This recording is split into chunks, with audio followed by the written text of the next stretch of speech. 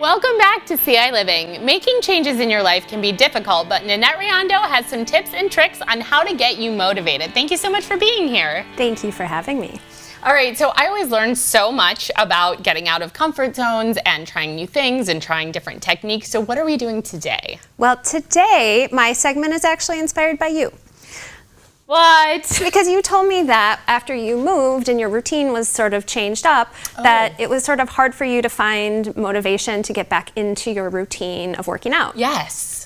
And so I was thinking about how we so often feel stuck because we're waiting for motivation. Right. We're waiting to feel motivated. We're like, I just don't feel motivated. Why don't I feel motivated? Yeah. And so I brought a little physics experiment to explain why that's actually doing it backwards. Oh, interesting. Which I guess that makes sense, because the reason I'm not feeling motivated is because I'll get distracted. Oh, I have another box I could empty instead of lifting weights, or I have another thing that I could do instead of, like, there's always a reason why there's something more pressing.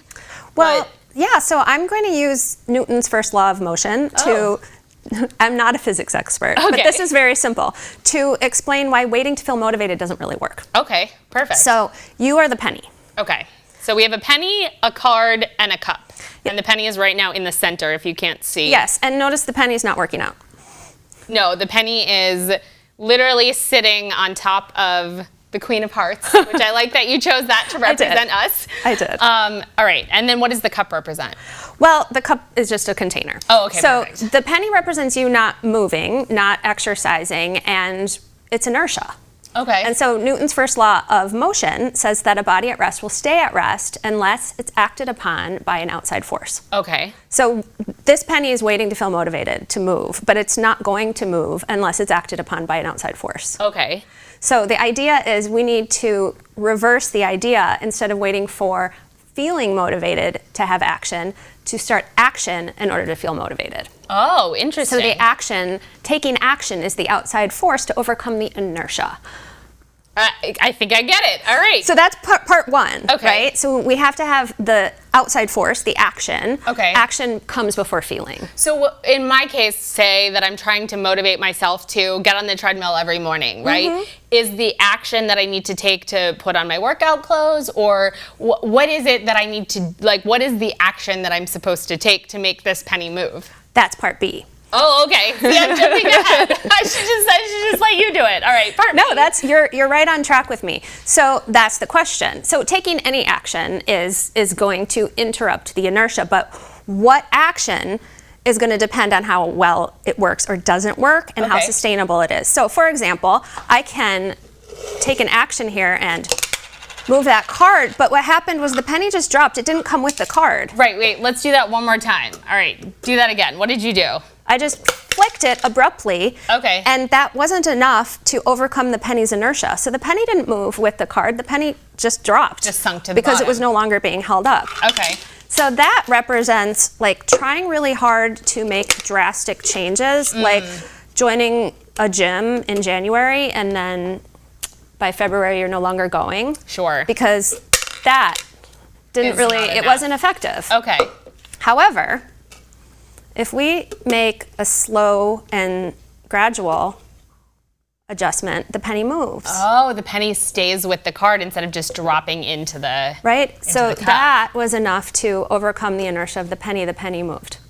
Oh. So this represents you taking slow, sustained, gradual, intentional action. Right. So instead of telling yourself, I'm going to wake up and I'm going to go to the gym and I'm going to work out for an hour every day, that is like that. Okay. You're going to say, I'm going to find 4 minutes and I'm going to do something small. Like stretch. Maybe stretch. Okay. And that's more likely to actually overcome the inertia. Right. So there's two parts. It's action before feeling. Feeling's going to follow, because also Newton's first law of motion says a body in motion stays in motion unless it's acted upon by an outside force. And that's the one that I'm more familiar with. So whenever anyone asks me, do you know Newton's, that's the only law I Yeah, ever so reference. same idea. So once we start moving, it's going to be so much easier to actually feel the motivation because you're going to have momentum. Okay. And isn't there also something where, like, if you connect it, which I think you're going to come back in a little bit, and so in a few minutes, what are we going to be doing? So we're going to talk about, so how do we apply this concept? Okay. And I'm going to give you a little routine that you could do, and in order to make these small, sustainable changes, actions, we're going to do something called habit pairing. Okay. So we're going to pair this new action that you're introducing with something you do anyway. Anyways.